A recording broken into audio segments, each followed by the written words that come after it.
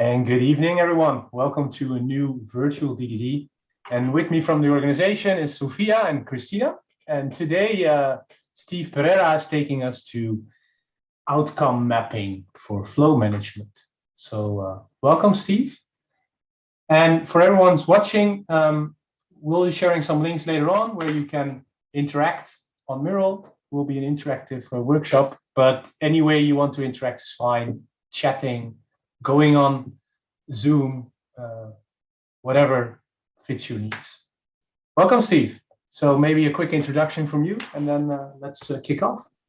Sure. Thanks very much. It's a very wonderful pleasure to be here. I love this community, and I love that we are. We started a little while back. I think we were introduced through Joao, and by seeing where we've got this kind of like Venn overlap of enthusiasm and curiosity and ideas. And so this is very much me as a tourist coming into the DDD community, but I love it. I love what I see. I love what I've seen so far, and how open everybody is about sharing ideas and interacting. So very pleased to be a part of this. And I hope you get a lot of value from this. I think that it's something that is universally applicable. And so I like seeing people kind of use these concepts and ideas in different spaces and different problem spaces. And so really where I come from is about 20 years ago, I started in tech support, and I went through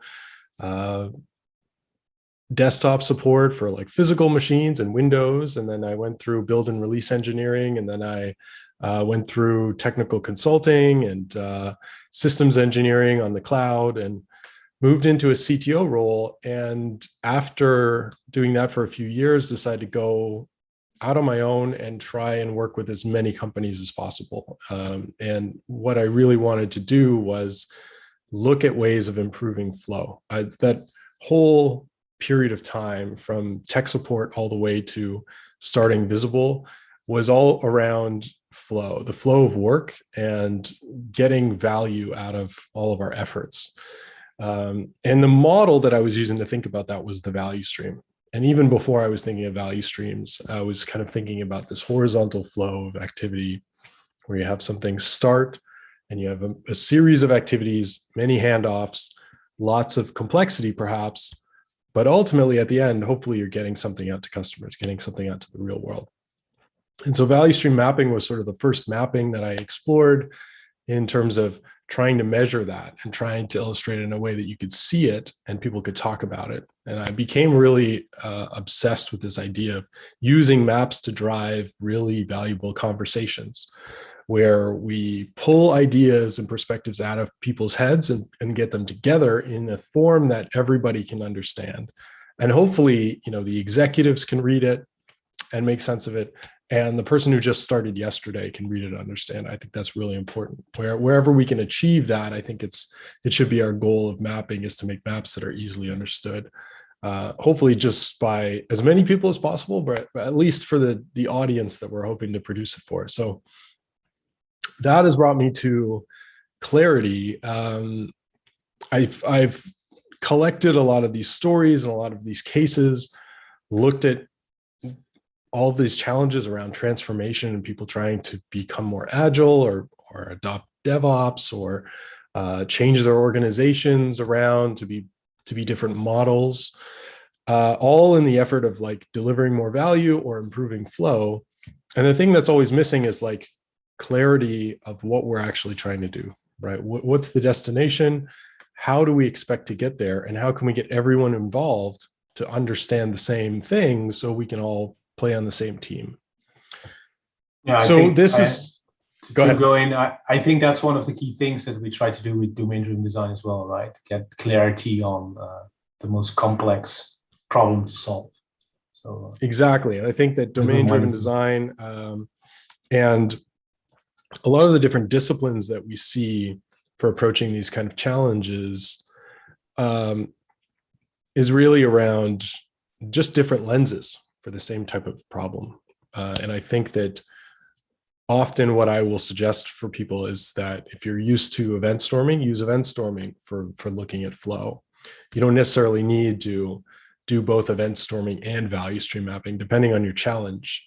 And so the maps that I'm presenting as what I call flow engineering, which is like it's outcome mapping, but many other maps, hopefully not too many, but basically taking you from a desired outcome, getting clarity around that outcome, and then progressing all the way through to getting a result. And so this is kind of like the high level of the maps that I commonly produce, starting with outcomes. So this is what we're going to be looking at today, but we also look at flow. We look at what's happening currently. Then we look at what are the dependencies. What are the things that are affecting the work that we're doing right now, and what will affect the work that we're trying to get to. And then we look at capabilities of ways of, if we want to alleviate dependencies, if we want to reduce the impact of dependencies, what are the capabilities that we're going to need to support or improve or adopt? And so this kind of takes you through figuring out where you're headed, all the way through what you're doing right now and what needs to change in order to get to a better situation. So to introduce outcome mapping from a really high level, what we're trying to do is get to clarity by taking a target outcome and breaking it down. And what's a common outcome that I typically tackle with teams is trying to go faster. There's a lot of organizations who are trying to deliver software or solutions or onboard their customers or make sales faster. And that's kind of where value stream mapping works extremely well. You could also apply it to quality. And that's a pretty common dimension that we can layer on top of a value stream. It's like, where are things breaking down? Where are we falling short of where we aim in terms of quality? But if we use this example, we'll dig into this example a little bit deeper in the mural board.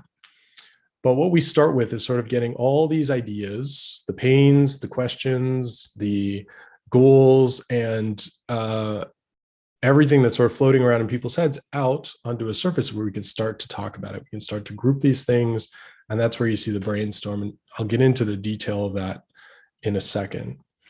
But then we start to build out this map where we look at whys. So once we've got a target, we want to really reinforce it and build a strong foundation, which means, why is this really important?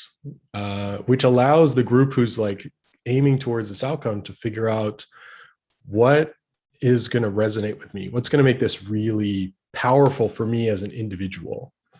And I think that is that starts us off on the right foot.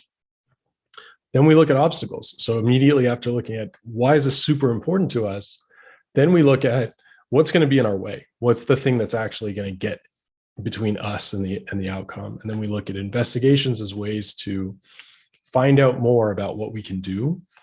And measures will set our direction, right? What are we aiming towards? How are we going to know if we're making progress? So we basically go through this process of exploration, looking at whys, looking at obstacles, looking at investigations, and looking at measures. And it can go well beyond that. It really just depends how deep you want to dig. If anybody's got any questions live, feel free to jump in. I will pause. I do tend to talk a lot, but I'll take a sip of coffee every once in a while and people can jump in and toss a question.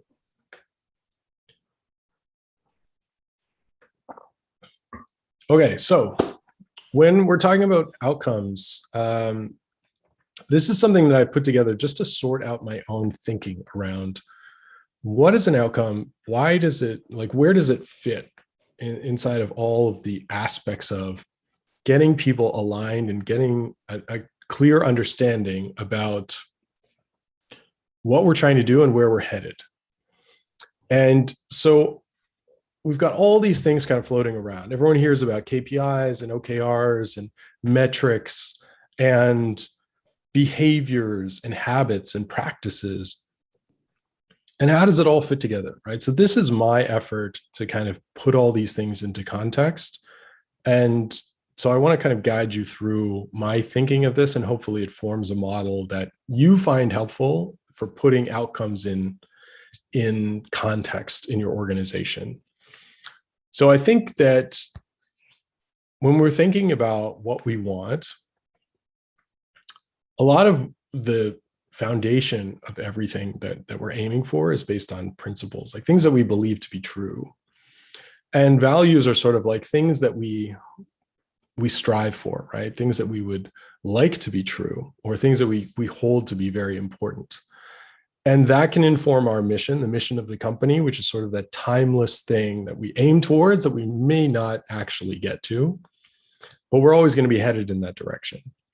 And vision is a step below that says, here's what good looks like, right? Here's where we see ourselves in the future. So it's a little bit shorter time horizon, a little bit more clear, a little bit more realistic.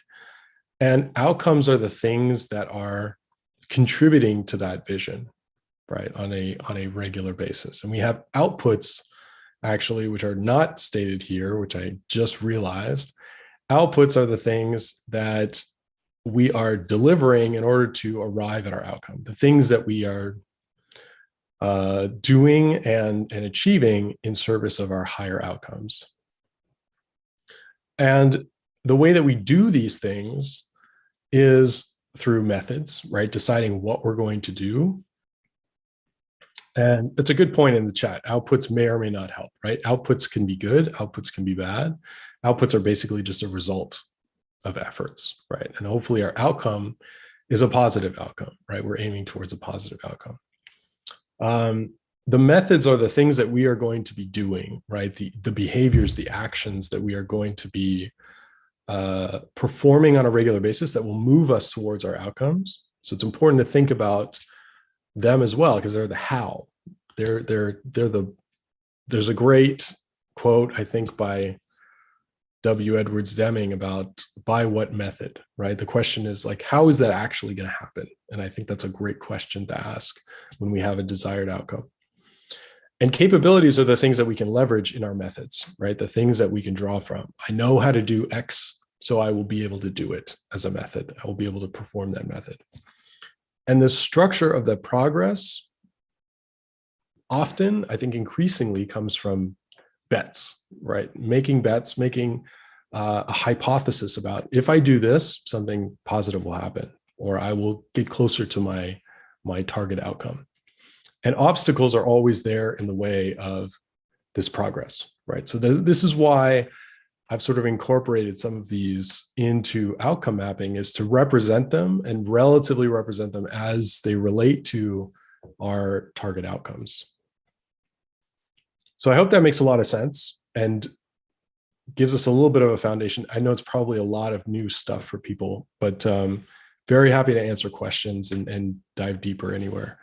I also have a big article on this that was put out by InfoQ that we can link to that kind of goes a little bit deeper into all this stuff.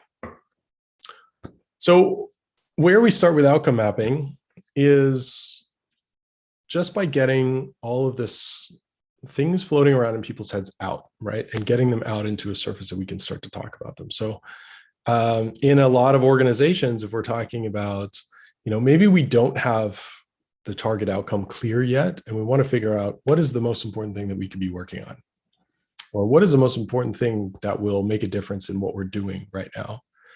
And so we can start from scratch. We can start from nothing, which I would say is not often the case. I would say in most occurrences, what happens is we get handed an outcome, right? I think there's very few people who are like, we can work on anything. What should we work on? I think a lot of the times you have leadership say like, you need to go 3 times faster than this, or we have 500 customers that need to be onboarded. And if each one takes 6 weeks, we'll never get through them all. Or we have a gigantic backlog. And unless we increase our delivery velocity, we'll never get through it. So it could be that you are handed a target outcome, or you're generating one from scratch. We can accommodate either scenario. It really just depends how we want to think about the starting point. So let's say we're starting from the brainstorm. We can also throw in, a scenario where we're given a target outcome. So we said that the target outcome was delivered 2 times faster. Then what we could do is basically use our outcome brainstorming and say, okay, well, we have this, but what is, if we head towards this, what are we not able to do, right? That can be helpful. It can be helpful to think about what are the things we're choosing not to do if we choose to do this. And that can help give the team an opportunity to kind of surface, well, I really think that this thing is important and it's really bugging me that we're not doing this.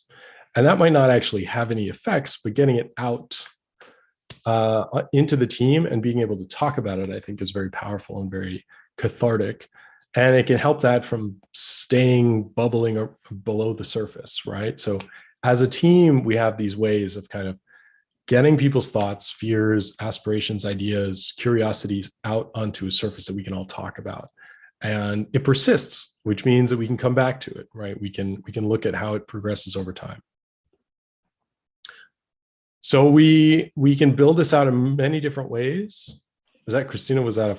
Yeah, my upper hand is on my yellow curtain. So you don't. Oh, I didn't see it. I didn't see it too. I didn't see it neither. So the curtain is, yeah. This is what I hope it's not like nitpicking or something, but deliver 2 times faster. This is I often see this. How fast is that? Why should I? So is this? Would you really consider it an outcome? I think it's just a goal, not even a goal. It's a command. You have to deliver 2 times faster. Okay, for what? Exactly. This is exactly where we're getting. This is a fantastic question. Sorry.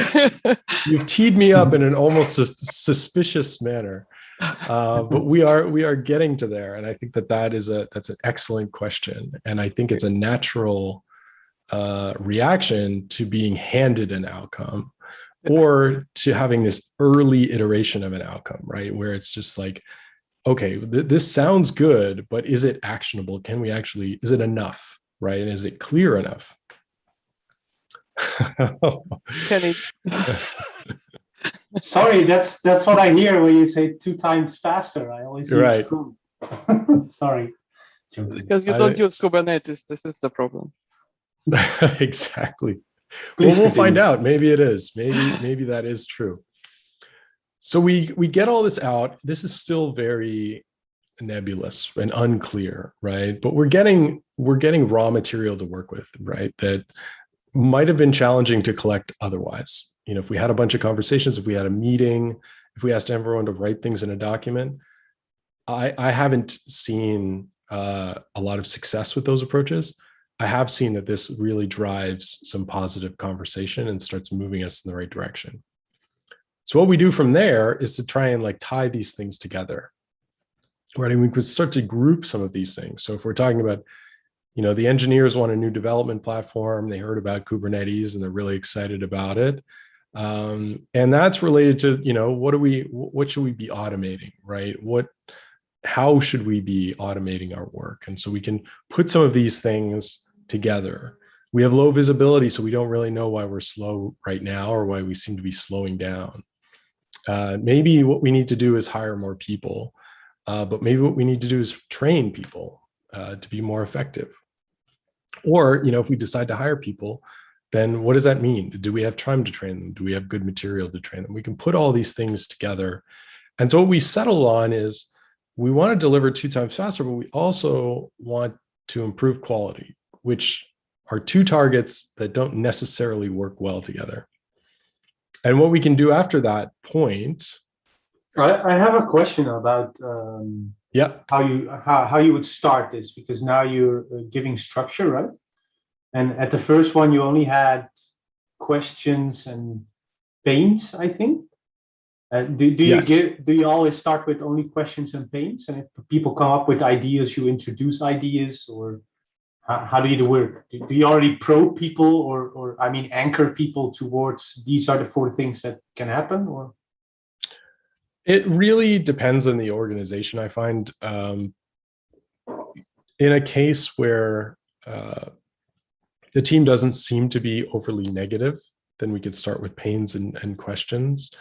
In most organizations where people are kind of, they're dealing with a challenge that they've been dealing with for a long time, there might be a lack of patience around, we just need to, things are terrible and we need to get out of this situation.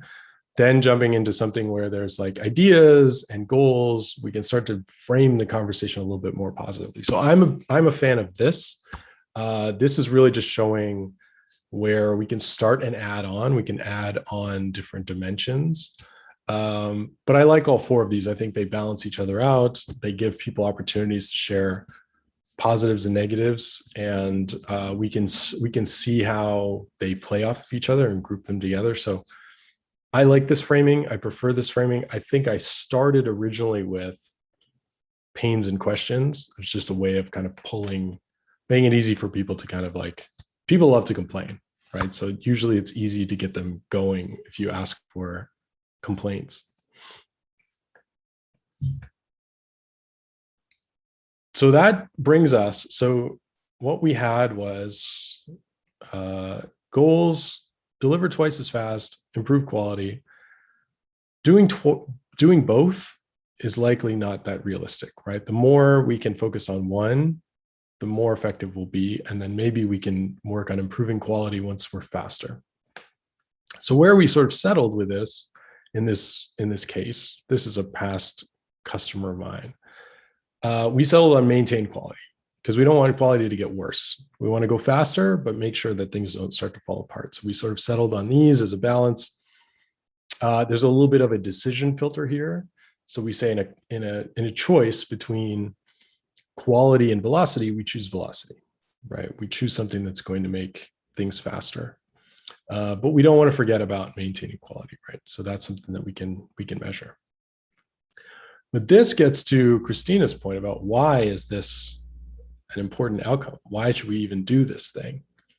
And so this gives us an opportunity to brainstorm. If we throw deliver 2 times faster in the middle here, we can pull from the team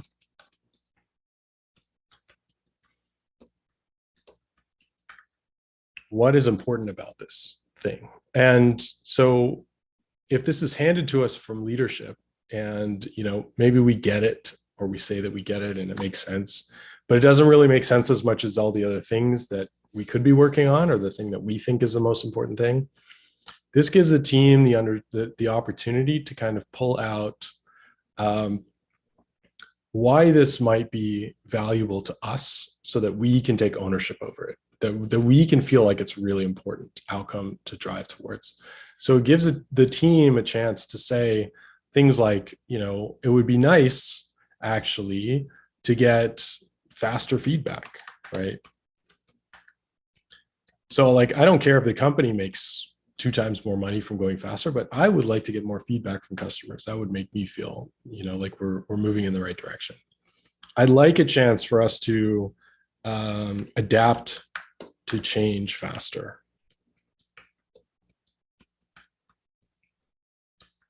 And we can fill this out with customer values or the team values, right? If we value as a team learning quickly, then that is a good reason to deliver twice as fast. We potentially get twice as much feedback. We should be able to learn more quickly. And the jobs to be done, we have, maybe there's customers who need to be adapting to changing market conditions, right? And so this is like a way to serve that job to be done. That's not 100% job to be done framing, but I don't think in terms of jobs to be done on a regular basis. So you'll have to forgive me. I'm a bit rusty. We can sort of pull these reinforcements out and make this real for the team, which I think is really valuable, right? We don't want to be working on things that aren't important to us, that we haven't found anything that ties it to something important for us. So we can then take that and pull a bunch of whys, throw them on. These are maybe the top 4. But the other thing that is nice about this is that leaders leadership also wants to know, why is this outcome? Let's say the team comes out with this outcome, right? And they have to sell it to leadership. We can use the whys as that higher level of value and importance that is going to convince leadership that this outcome is actually really valuable. So the whys kind of serve two purposes. It justifies it to the team and the people who are going to be building that outcome. It also justifies it to the group who needs to support them and say, yes, do that thing. Forget about all those other things that need to be done. Do this thing first. You have my support. You have budget. We'll give you time. We'll defend you from interruptions. I think all of this starts to come together and build this strong foundation for getting us to that outcome. So then from that point, where we go is looking at obstacles. So before we start down the road, we want to find out everything that we can about what's going to trip us up. What are we going to get stuck at? What are the obstacles we're going to have to navigate around? And this gives us an opportunity to talk to the folks on the red team, the folks who say nothing we ever do works, everything is doomed, we'll never succeed at anything. You give folks like that, who I think are a valuable contribution, if they're steered in the right direction, you want those perspectives of what could go wrong, right? You just want to put it into a context that it's valuable and contributing to the solution. So we can have people come up and say, there's way too much context switching. I'll never be able to focus on this thing. We have too many distractions. We have a ton of technical debt that we need to figure out. We have current obligations that we need to maintain. We can't just let everything fall to the wayside. And we also don't even know how we're doing right now. So how can we go twice as fast if we don't know how we're performing right now? We have a rough idea, but we're going to need to know where we are before we figure out how to do twice as fast. So then after, what we look at is investigations. What are the things that are going to help us understand more about our obstacles, more about our outcome, so that we can start moving in the right direction? And so obviously, as a fan of value stream mapping, I'm a big proponent of using that as an investigation. But in this case, we could use value stream mapping to find out what is our current velocity, right? What is the current workflow? What's the performance of the current workflow? But also, where are the bottlenecks? What are the things that are slowing us down? And we can look at capability mapping as a way of finding out, how do we actually get better at what we're doing? How do we actually tackle the challenges that we're going to uncover, the bottleneck in the value stream? And we can look at dependencies as things outside of the value stream that are slowing us down. We could also maybe pair with different teams to find out more about what's slowing them down, because they're slowing us down and we're slowing each other down. And maybe there's things that we can learn from them to incorporate into our own team to eliminate some handoffs. All these things start to tie together, right? You start to remove dependencies by improving your capabilities or adopting capabilities from your dependencies. And there's many ways that you can do that. Pairing is an amazing way. Mobbing is an amazing way of doing these things. But we can highlight a few things that we're going to try. And then, I got off my game here. And then what we can look at is, how are we going to know that we're making progress, right? What are the metrics that we're going to tie to this faster delivery that's going to tell us that we're on the right track, right? So hopefully we can measure these things through value stream mapping, get the baseline metrics. And then as we progress, as we start to make progress, we will see these metrics change, right? And we want them to change in the right direction. So you'll see we have velocity metrics here. We also have quality metrics. So we have a quality metric just to make sure that we maintain quality and that doesn't fall off a cliff. And we can go even further than that. And I usually wait until we do more mapping to do this, because our methods kind of depend on where our biggest bottlenecks are.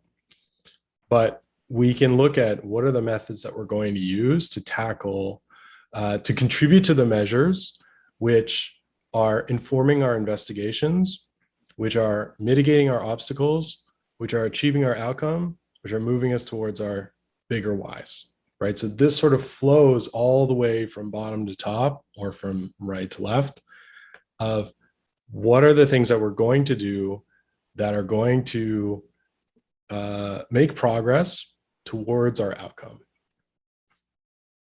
And that is about it from the start to finish. So what we get out of this is we get this picture that not only illustrates to the team how we're going to get to our outcome, but why it's so important, what it's serving, what greater good is it serving, the things that are in our way that we have to be conscious of, how we're going to understand more about the current state and the future state and where we're headed, how we're going to track progress, and then what we're actually going to do.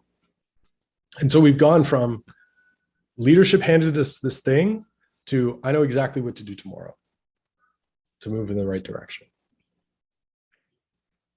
I have a question. Can you hear me well? Yeah.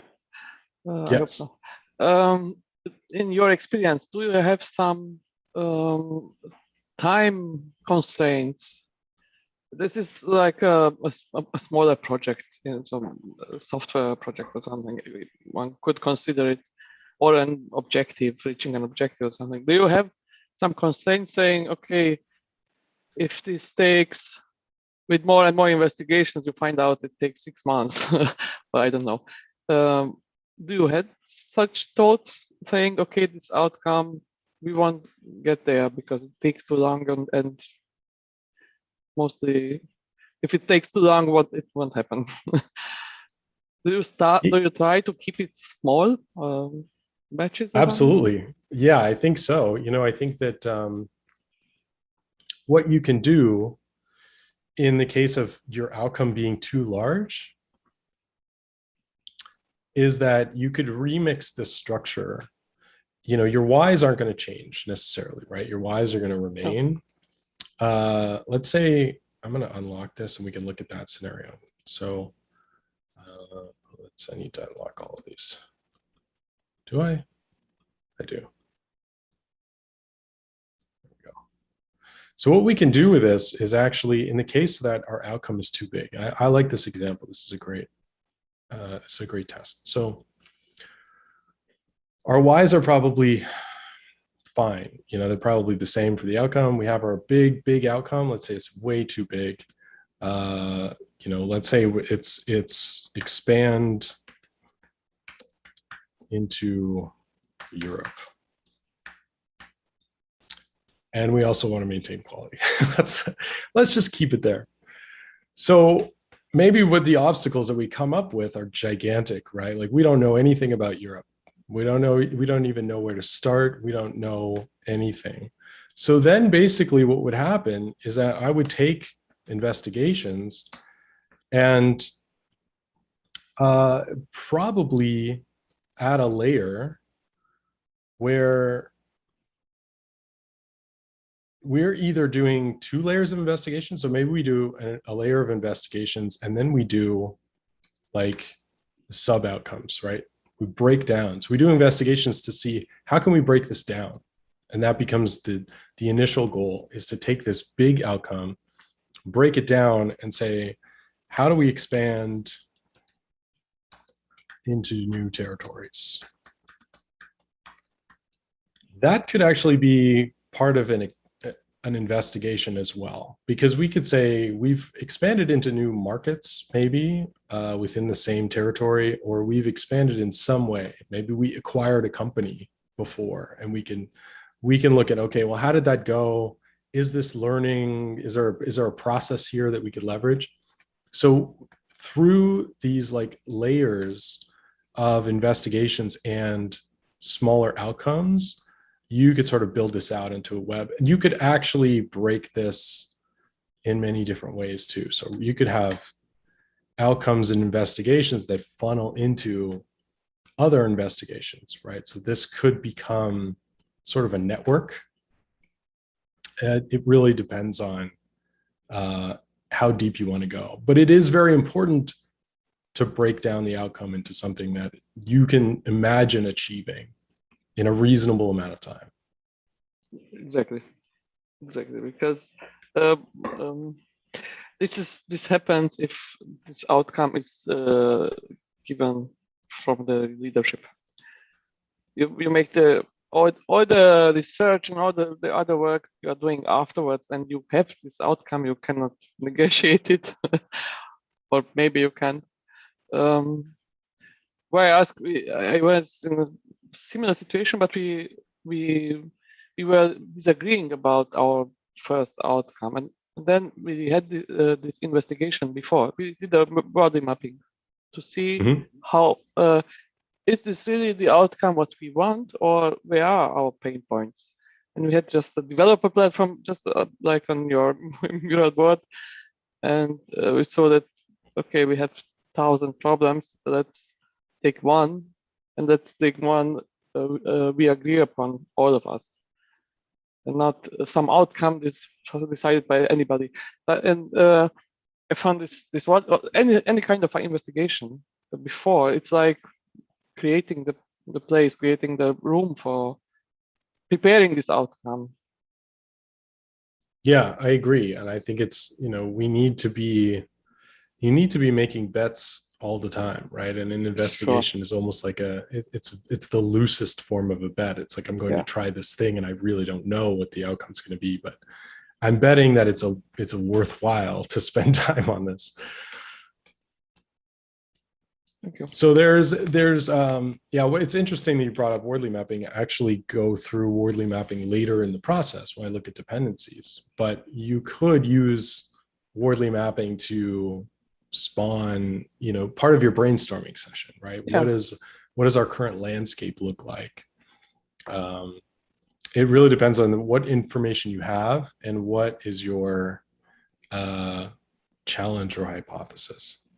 Exactly. It was a very foggy situation. Where exactly are we, and what exactly are our biggest pains? And for this, it's better doing it before, and then you can answer the questions why and what are the obstacles easier, maybe. You don't have to go back and start again from zero because the outcome cannot be reached or something, or it's the wrong one. Mm-hmm. Yeah, and I like the map a lot. Awesome. One thing that it's worth mentioning is that this is not the only. So this is my personal way of doing this, but it's not I didn't invent this practice, and I didn't. I haven't used it in every scenario. There's a lot of different techniques that you can use. There's probably the oldest would be like the Ishikawa diagram, the fishbone diagram, where you say, we're looking for, which is used for like root cause analysis, basically breaking down an outcome to find out how did this actually happen. But you can use it in a forward, like a future facing sense, and use it to define how will this happen instead of how did this thing happen. So let's say you have an accident at a manufacturing plant. They would use an Ishikawa diagram to say, okay, well, this happened. So why did it happen? And they will ask many, many times and look at all the factors and go all the way through until they feel like there's a reasonable explanation. The other similar practice is something called impact mapping, which is you have a target outcome, and you look at who are the people involved and what are those people going to be doing in order to move us towards that outcome. And I like that practice. I think that the challenge with something like impact mapping is you don't always know who. Like when you have a target outcome, you don't necessarily know who. I certainly don't know. In the case of like deliver 2 times faster, what happens when we start mapping is that we find out, okay, well, the reason we can't go 2 times faster is because of the legal department, but we only found that when we looked at the value stream. And then we looked at dependencies. And so I can't see impact mapping working in the same way, but this flow steps us through from knowing very little to knowing exactly where we need to spend our energy. I think impact mapping is huge if you are innovating. If you don't know what you want and you try to enter a market or to do something never did, and try to think up around the corner. I love impact mapping. I don't see metrics. I cannot see metrics other way as just the metrics described by Boycott. These are qualifying metrics. If they are not measurable, if I don't know in what to measure, if I don't know how fast am I now, then I cannot be twice faster. Right. Because twice as what? Exactly. And, I think impact mapping is great, but put in some bigger context. I use like a part of the context. We have introduced OKRs and all the metrics. I created a small table to challenge the metrics, and if they're not fitting, then they are the wrong metrics and maybe the wrong objectives. And it was very well welcomed. Everybody loved it because they understood why we are doing it. So, yeah. So we got a question in the chat. Cool. Which is interesting. What distinguishes investigations from methods? In the examples, they seem similar. Should they be treated different? Yes. So this is a great question. So investigations are basically temporal efforts that we will be performing over a limited time frame in order to discover an answer. A method is like a continuous practice, something that we will be doing. So you'll see cross-team pairing in both. This is a good highlight, right? So cross-team pairing, we're going to do this in a consultative sense as an investigation. We're going to bring people together and have a conversation about, okay, what is this like from your side? Here's what it's like from my side. When I hand you the work, am I giving you enough detail? Because it feels like, I wonder if I'm giving you too much and you don't even actually need that much. This is the sort of investigation stage. And cross-team pairing in the method stage would be like 1 day a week, we sit together. And that is a method that we're employing. It becomes a continuous practice, or it becomes a practice until we no longer feel that it's actually impacting the measures, right? So the moment it stops driving the measures in the right direction, we can stop doing it and find new methods. So is that a bit related? It sounds to me a bit related also to how you call that, what they did, the improvement kata, which is in I think the Toyota book, or yes. So the investigation measures and methods is more like, this is my investigation. If my measures improve, then that might be a thing. But an investigation can also be something else that you would continually use as a method, right? Right, exactly. I mean, it's a little awkward because investigations are really kind of part of how we do all of our work, right? There should be no point where we stop doing investigations or we're not doing investigations. So placing them here is really about just understanding the outcome, right? So this is really in the context of moving us to a sense of clarity in the outcome. And usually what I do when I'm mapping an outcome, at least at first with a team, is that I will absolutely leave out methods because we don't know what we want to do yet. We don't know where the biggest bottleneck is. We don't know what our capabilities are. We don't really know where our dependencies are holding us back. And so deciding on what to do is super premature, right? So we leave it out until we know more, which is why there's the other mapping practices that tell us way more about, if we do this, we can expect to see this result. Yeah, so I'm trying to map it a bit towards, so a lot of questions I get from DDD, right, is how do I incorporate stuff like event storming or like example mapping into my practices? When do you do it and when do you don't do it? And this is just a brain thing, right? So an outcome could also be a new story on your backlog, right? So for instance, we want users to do A or B, right? We want users to do this. Then you can check the obstacles, and then an investigation would be, is this really simple, or do we need some event storming to be done? Or do we need some, a domain message flow modeling, or do we need to do a business canvas model, right? Does that make sense to other people? I'm just guessing here, right? Because that's the most questions I get a lot, right? How do I incorporate this in the, well, this as in DDD into my day-to-day work, right? And I always like to work towards goals or towards new features that the customer wants. And I always tell, this is my main heuristic, like take a feature and start with that and see what you need to do and take your design decisions. So this might be able to guide you, but I'm not sure. I would like to hear it from other people. I think what you can do with this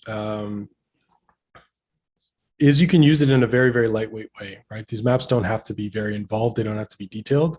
So it could become a regular practice at a very, very high level of saying, even just mentally, right? If you step through, okay, well, why is that important?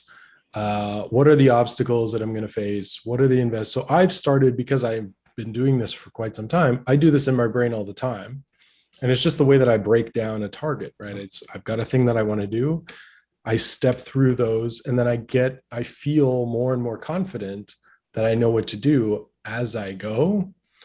So you can start with that as a practice. This piece can be event storming, right? It could be event storming. It could be a customer journey. This is really just looking at flow, right? So any way that you want to look at flow, you could substitute that in.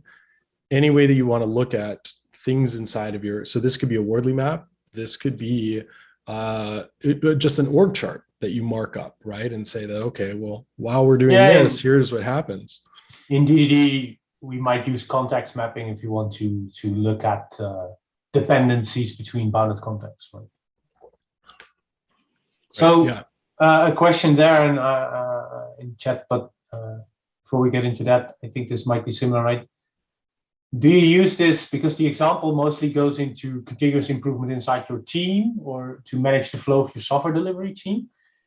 But would you also use this for, well, that's a question from the chat, right? Personal goals or when you're coaching someone else, or would you use it for what you just said, right? For a customer journey or a business process? Or I haven't found a case where it seems like a poor fit. Like currently using it with customers to do new hire onboarding. So someone starts with the company.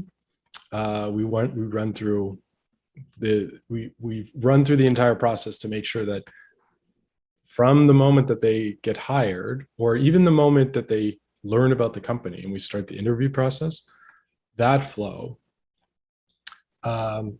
is friction-free and extremely valuable, right? So we use it for that. We use it for sales process. I'm using it with a customer sales process right now because their sales process takes forever and they're trying to improve the end-to-end lead time.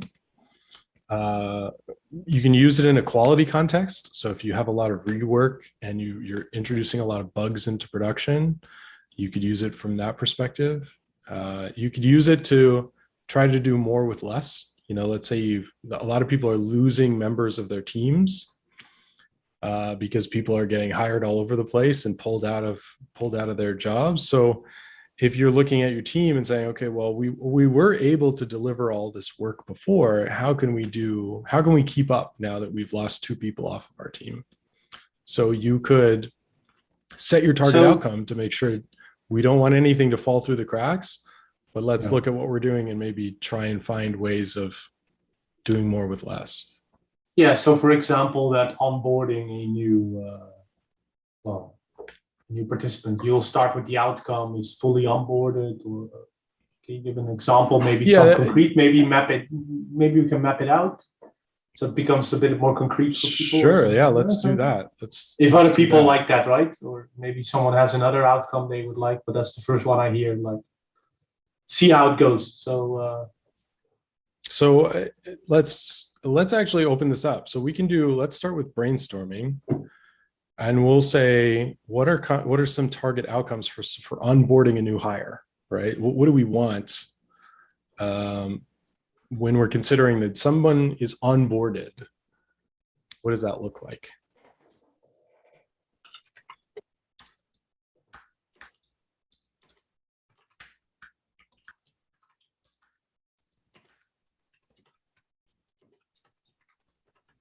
So to me, the kind of a classic is like the person is contributing to the live app in production, right?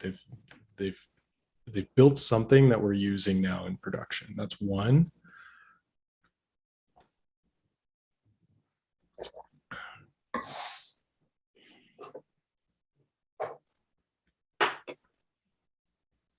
For some companies that big, right? So another outcome for some companies would be able to log into their account. Right. Not setting high goals here. Some Right, companies exactly. have that, right? Well, it's a good point. We do want to break down outcomes when they're too big.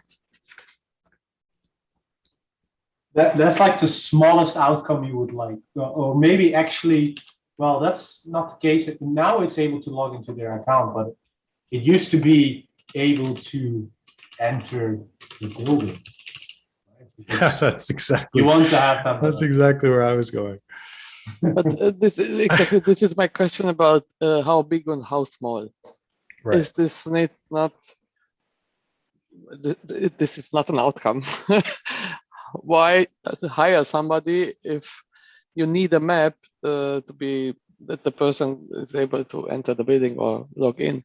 So then it's your company shouldn't hire anyone because it takes too long. It's too complicated. You're not prepared yet to hire people. This is a good lens, Christina. You're so good at like framing challenges. I love it. So I think that a great target outcome is that, let's say, Fred stops doing X, right? So it's Fred right now is a back-end developer. He's also doing front-end work.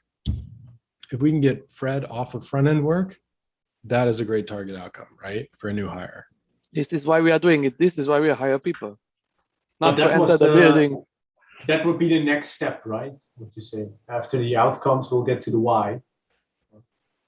Yes, but this is the outcome. The outcome cannot be it is not. It doesn't bring anything to the company if he enters the building. He could stay at home. Yeah, I agree with you, but usually Christina's gonna get right. Christina's gonna get stuck on our pessimistic onboarding process. No, I want real goals. I don't want small steps and saying, "Wow, we were very good." A company should be prepared. Input.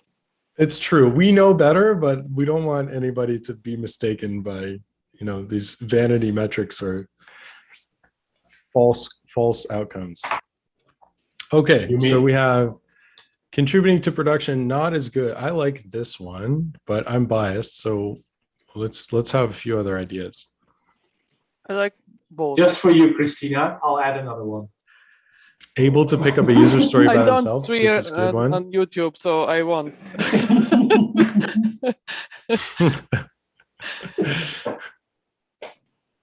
No, what I see is this is the hardest part to make people understand what's an outcome and what is an output. And this is what I see every day.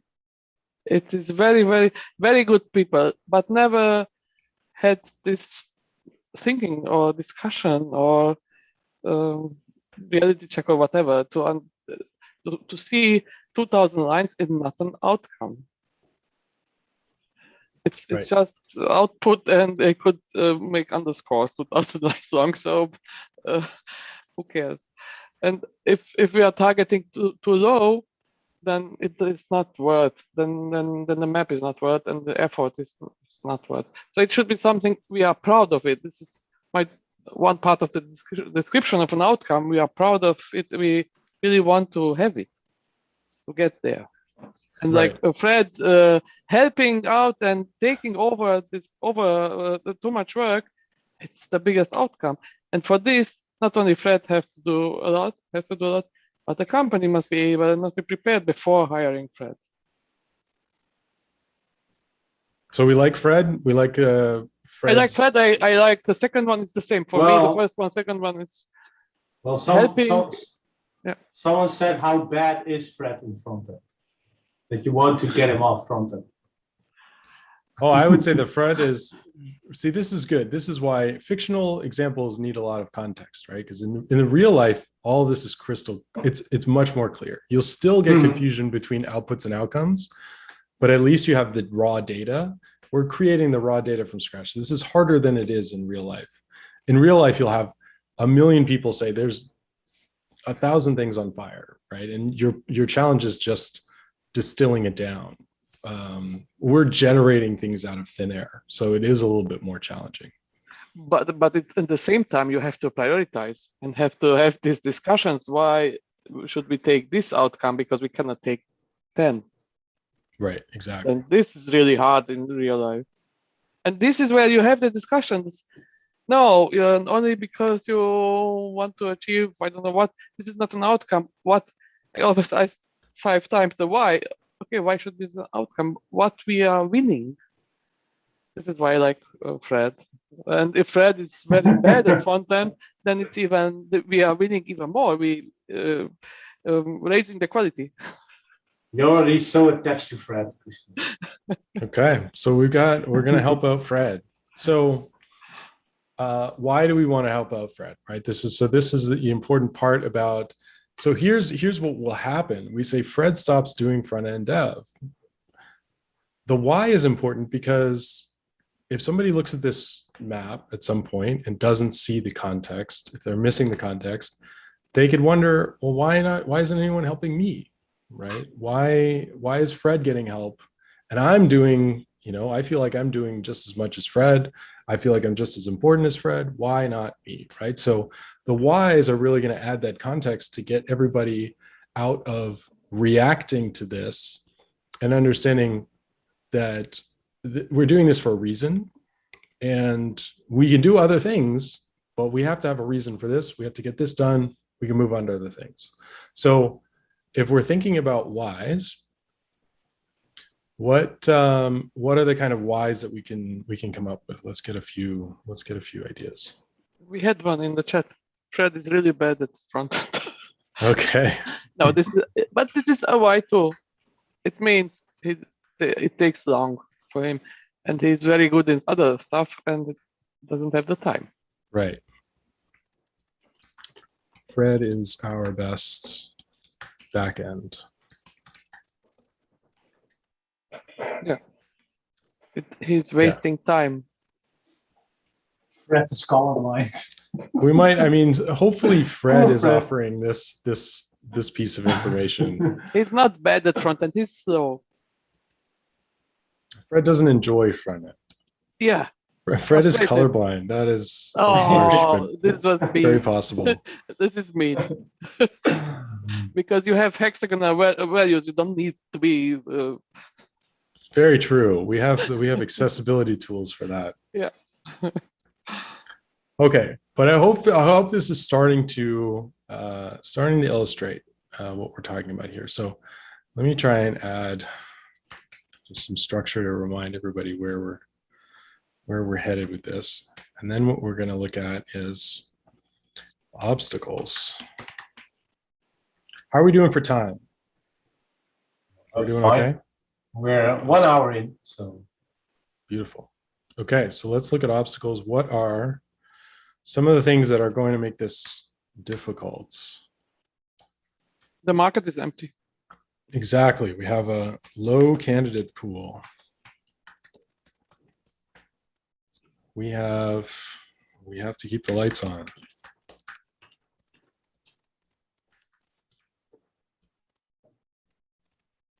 We are not good at onboarding.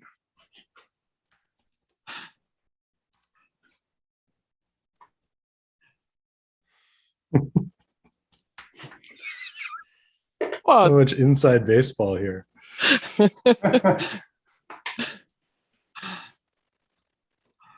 we don't have an onboarding program. Yeah.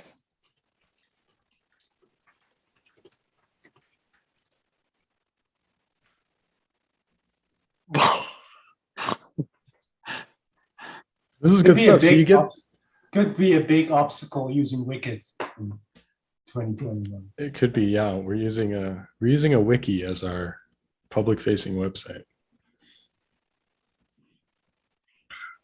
Okay. Okay. So now what we can do is look at investigations. How do we learn more about either avoiding the obstacles, working around them, or learning more about them? So investigations, and you could take these one at a time. You could actually split these out depending on how deep you want to go. Like basically the maps that I show are kind of simplified just for the purposes of illustration, but they can be as sophisticated as you like. So you could actually map investigations directly to obstacles if you wanted to. But kind of the purpose of this is just something lightweight that gets us moving, and the perfect is the enemy of the good. Yeah. This is great. Yeah. Yeah. Where do we have talent? Yeah, but I have a second obstacle after this. Okay, we say Vue is the most used front-end tech, and we don't have a Vue platform. What does it mean? We have another outcome to rework everything in Vue? Yeah, so is it then No. investigate migration to another front end? Yeah, well, I mean, practice? that's a great example, Christina, of, what happens, I think, often is that we have a target outcome and we get distracted from that outcome with a new outcome that we just invented, right? We invented from scratch. And now we're further away from our target outcome, but we think we're headed in the right direction, right? Exactly. It's like, oh, we can solve our front end developer problem if we just change front ends. Yeah. Yeah. And this happens all the time. We throw some technical solutions which never solve our problem. But yes, the migration part is cool. And then let's say find waste in daily work. Yeah, or keep it to free up some space, or freeze it somehow so it's not not increasing. Right. Yeah, tech support. Well, that's a good idea. So can some other group help us? And that could be leadership just saying, okay, we're going to put a freeze on the roadmap temporarily while we tackle this problem first. Because work in progress is a bigger problem. Okay, so then we can start to look at measures. So how are we actually going to know that we're moving in the right direction with where we want to go? Which means we want to measure number of candidates interviewed, perhaps. Yeah. We want to measure onboarding or hiring lead time. Maybe we want to measure. Yeah, you can also look at how fast the front end story could be built, right? But really Good as idea. an outcome based. So maybe they're using, maybe they're using some horrible stuff in the front end. I'm not an expert there, but that increases time spent to developing a story. So how can we decrease time spent on the same value, of course, because it needs to be the same value, else if I just split stories, that yeah, okay, but if Fred is frustrated from this front-end part, then it won't help. Oops. Or if there are not enough people. No, but I mean, if you have like 5 people in the team and Fred needs to work on front end because front end takes a lot more time each sprint, if you can lower that amount of time spent on front end development, then maybe you don't need Fred on that front end. There's another possibility, I think, is another investigation I thought of is whether we can, we could actually maybe have a centralized design team or front end product. Isn't this already a solution? Yeah, I mean, because of the centralized. So, well, we basically, the investigation would be, is that possible? Right. And instead of doing it, we want to find out, can we extract the front end and maybe share it amongst multiple teams? Yeah. As a design library, right? So maybe a design library is a better. Yeah, so we can look at yeah. we can look at context mapping and how everything is intended from a software design perspective, right? Software design, the way you model it and where you put your responsibilities or map your responsibilities in could severely change it. For instance, some parts of the tech could be in different libraries or tools, or right, so that lowers the time spent on front end for certain people. Right. That's something that most people forget, because you can say, well, this is the pack. I had it once in a company where the architects from high above actually came and say, well, you know, this technology is a lot better for creating web services, and 30% of time spent on us 3 developers were on web services, or maybe 40%. But it was a total new technology. And then I said, well, this is nice, but not going to happen in our team, because how are we going to split this 40%?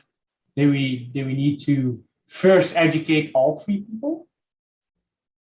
And we can also do this on our current technology, right? Which, well, maybe you spend 5% more time on it, but still, right?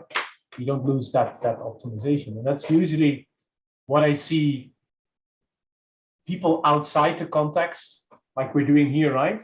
There's context here, and then people outside the context will say, well, this is way better to develop. Yeah, in a perfect world where we have rainbows and unicorns. But, that's a good point. so would you have who would be doing this map? With who would you do? With managers who? and the teams, or right. So depending on the context, like of course, at the level of the company, a lot of times when we do this, they could be trying to improve their release process, which incorporates multiple products. And in that case, what you get is representation from those different groups. So you might get maybe not all the product owners, but you want at least maybe 2 of them at the very least. You might want a lead engineer and a junior engineer to find out from the 2 perspectives, what is this like? What's happening? You could also break it up and you could have separate mapping sessions that you kind of aggregate into a larger contextual map. But there is, you lose detail at the higher level, and you can go too micro at the low level, right? So you kind of want to be conscious of, where do we need to see the outcome? Who's going to benefit from the outcome? And what does that tell us about who needs to be involved in getting the information, the knowledge required, the perspective required to build the map? Oftentimes with this, I mean, I would say that this is probably the concern of the product team. But, that group of people might change over time, because we might find out, okay, well, if we want to be sharing resources across teams, or, a common, let's say we create a design library, then that probably means that we have to go talk to other product teams and get their buy-in, and maybe collaborate on a short-term spike to spin up something that we can all leverage. It really depends. I wouldn't say that there's any kind of hard guidance on this yet, but it definitely depends on like how high you're looking. What's your zoom level? Yeah, this is David in the chat saying, right, you would be careful not to locally optimize. Fred's time spent doing front-end work is not in itself a problem, but we assume it takes time away from his preferred better back-end work. Well, then what's the overall philosophy throughput? What's the overall? Yeah, the overall throughput in this case.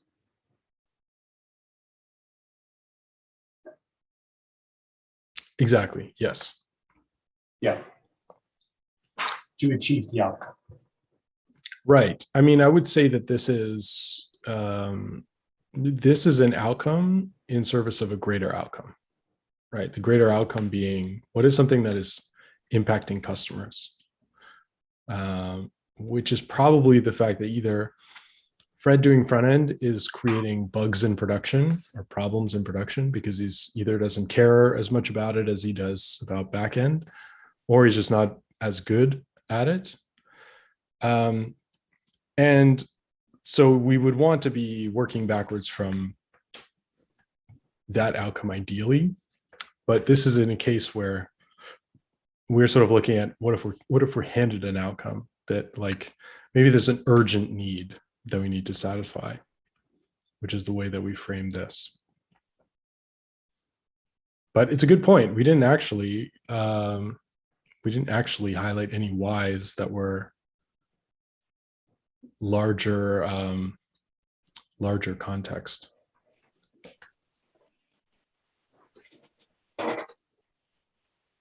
True. So go ahead. No, yeah, there's another question. Yeah. Go ahead, Christian. How to measure whether the decision was outcome mapping or not? How to measure which if you decision? If you should do an outcome mapping. Oh, I would say, to me, the measure is,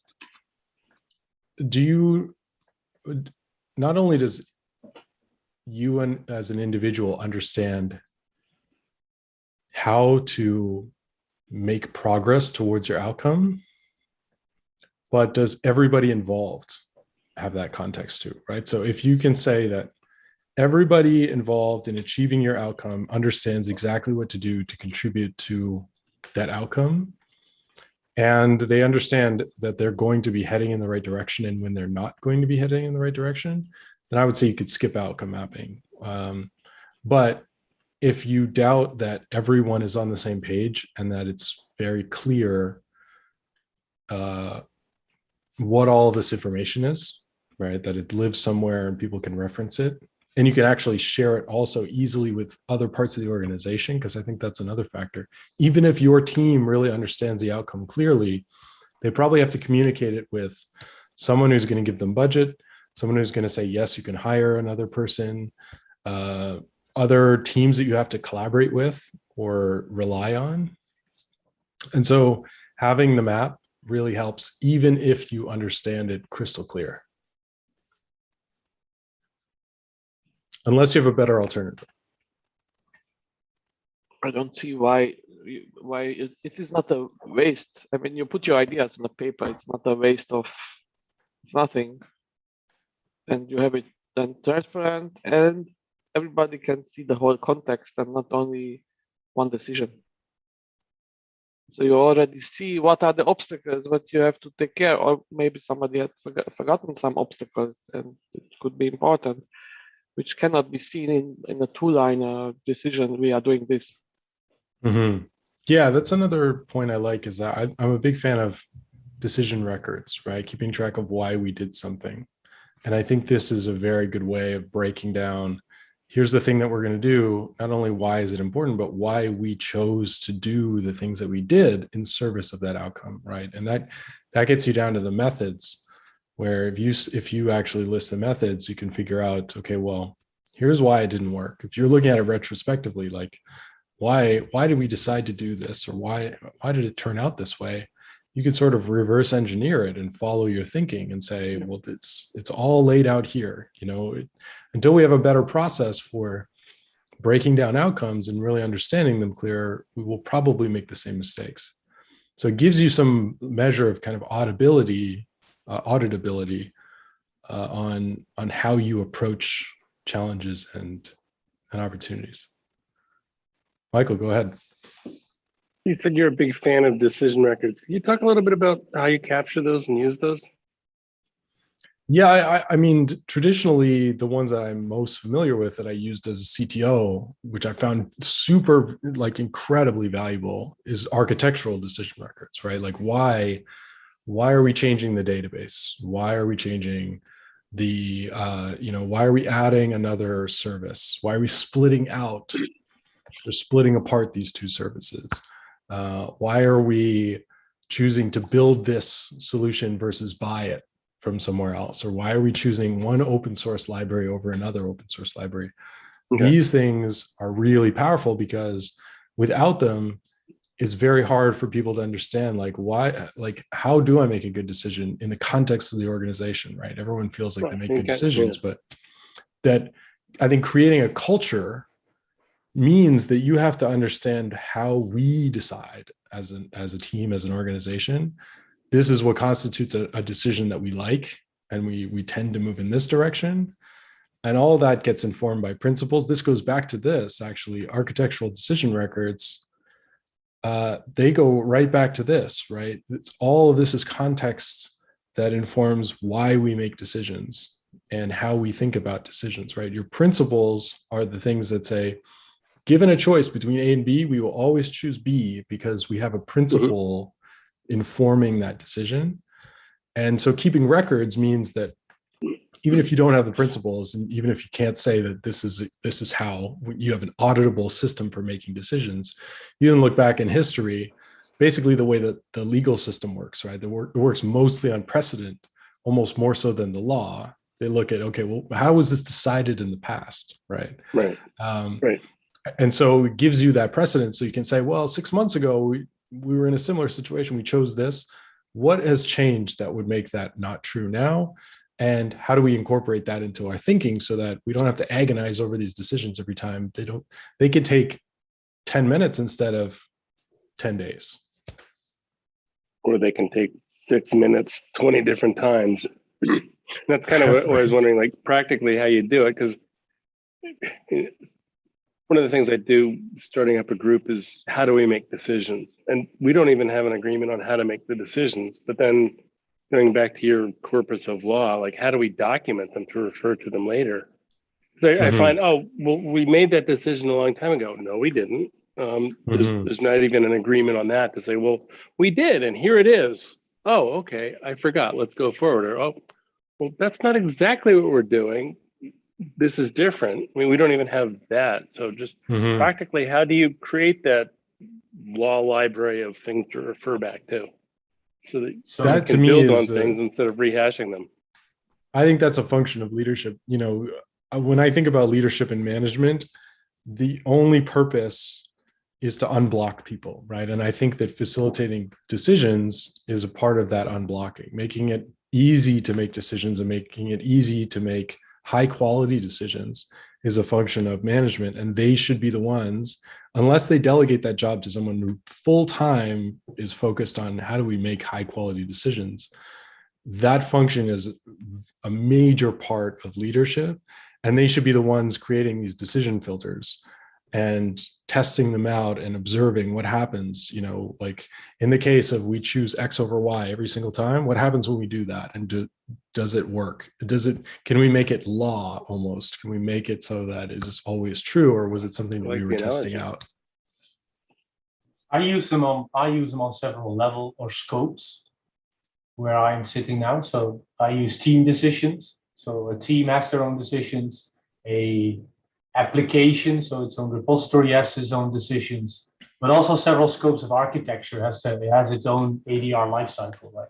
And they might hook into each other. You might do an experiment in one application that hooks into, like, I'm trying GraphQL here instead of REST. Let's see how it works, and then you propose it on the scope of software architecture, and then you say, well, this was success or not. Well, now REST can use it as well, and yeah. I facilitate these as an architect, but I almost never take the decision.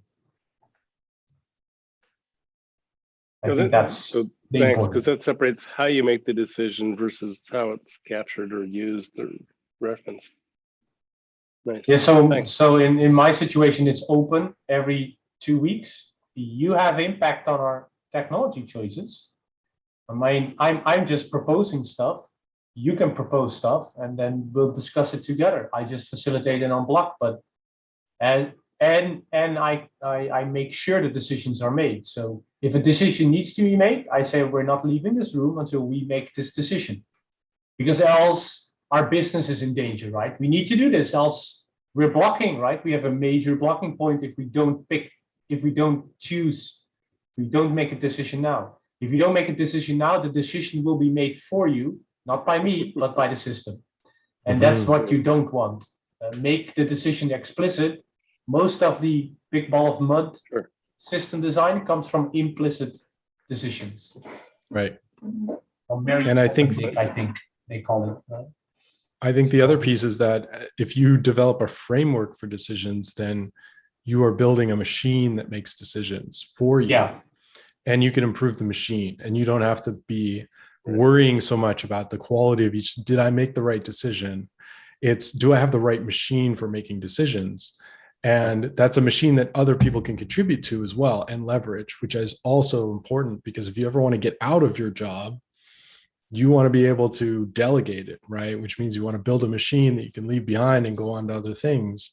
And that's where I find principles and decision filters and decision records super powerful, should be like first-class tools for leadership. Yeah, and I see this really helpful to put that in the ADR as well. You know, ADRs, people think ADRs are really big. I just used an ADR at one time saying, well, we're not doing meetings on Monday and Friday. Why? Well, we don't want to discuss this. We just want to try it on next sprint, because we have too many context switching. Let's just try. Do I need measures?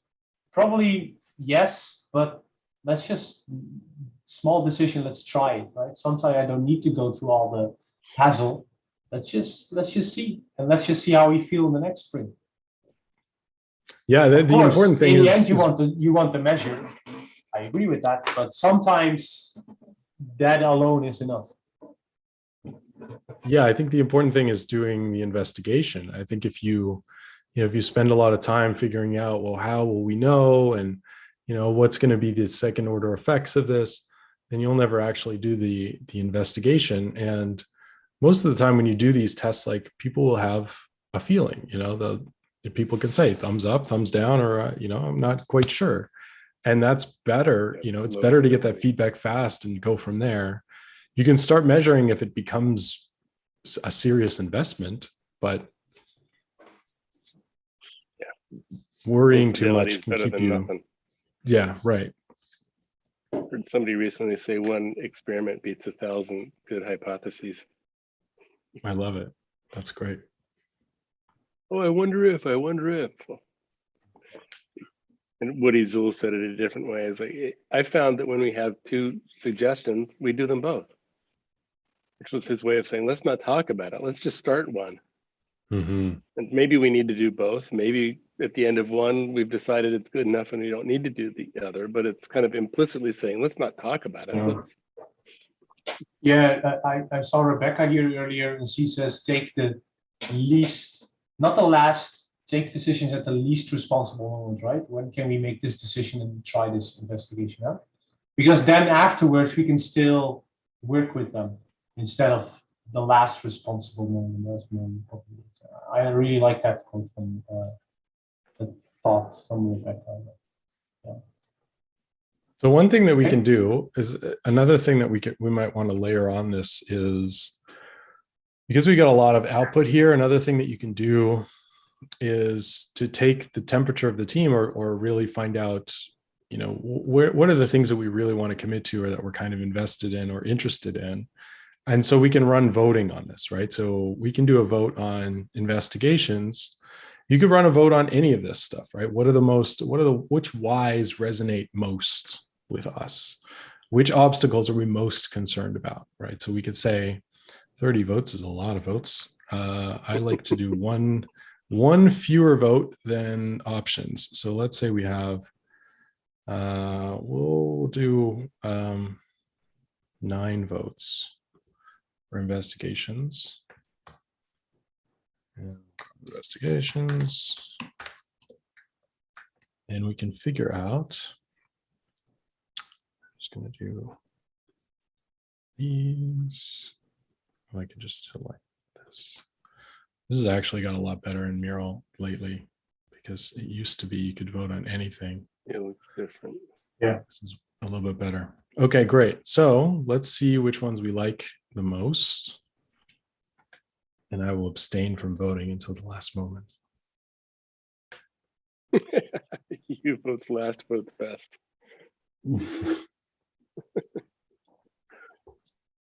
I shouldn't even, I'm not even going to vote.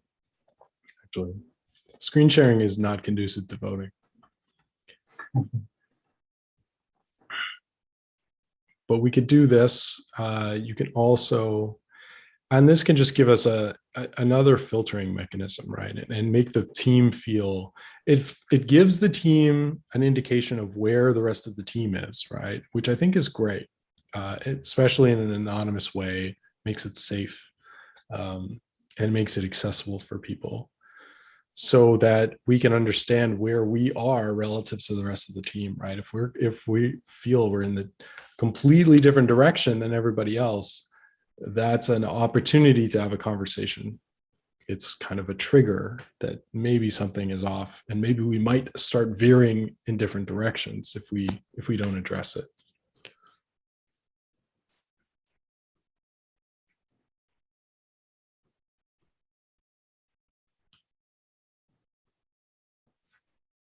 I'll set a timer for 1 minute, and we'll see what comes out.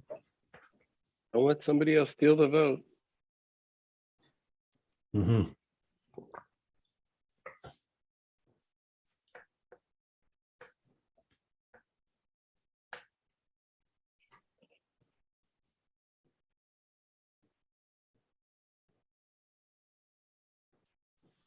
Well, what we can do with this is, even with all of these investigations, we could put them all in a backlog, right? And then you could run through it the same way that you would run any kind of planning exercise, right? Which one are we going to tackle first? Or which ones are we going to run in parallel? And you also have to decide, like, what are we going to do with the output of the investigations, right? What does it mean when we get the result of the investigation?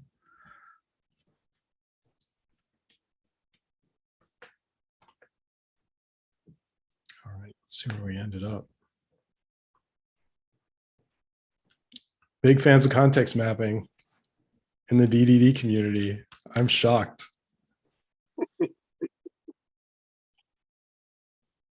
Very cool. Cool. No votes for switching the tech stack. How Now you responsible also, of us. Now also, you know, you're in the DDD community. Right. Okay. Yeah, that's cool. the nuclear option, right? Okay. Are there any other questions or? There was another one. Halfway answered already. How to avoid over investigation and over measurement? How to limit them from taking too much time?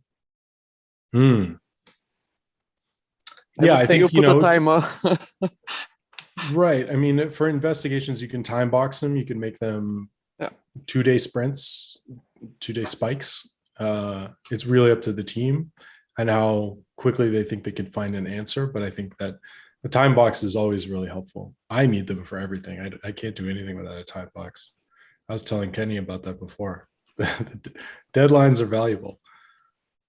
Okay, but the investigation is not, you don't want to implement something, you want to find out. And it means if in 2 days you haven't find out, then you can drop it. It's too much. And maybe you don't understand enough about your outcome. Obviously, right? so you must go back deeper and start again. Mm-hmm. But yeah, another nice thing about this is these are living documents. You can come back to them, you can reuse them, you can iterate on them, you could compare how they change over time, which is very cool. I think this has version. Yeah, so you could actually if you were to break this out into its own board, you could roll it back through time and show at different points in time what did the outcome map look like.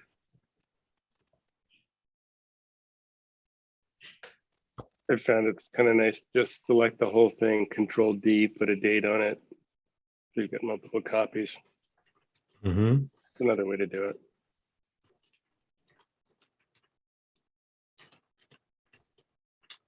Okay. No other questions, yeah? Cool. Then thank you, Steve.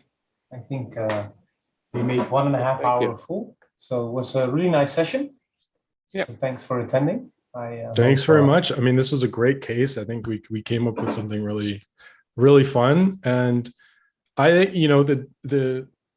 I like about this is I had no idea what to expect out of this Fred thing. And we've built out, collectively, without any context, something that seems pretty plausible, right, pretty actionable, right? So I think that it actually ended up being a great example. And Fred don't have to learn you or something. So we saved Fred some time, I hope. Yeah. Okay, Well, great. So great.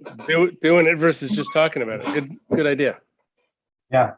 So I'm gonna close the live stream. We'll leave Zoom open for a few more minutes after. But everyone who's seeing this or just now seen it, thank you. Got a couple of announcements. First thing is, in October, there will be a Kandidinsky open space in Germany. So please go to kandidinsky.de or on our site virtualddd.com. You can go and check the conference out.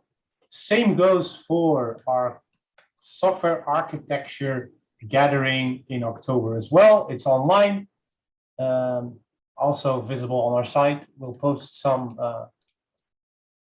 10% off tickets later.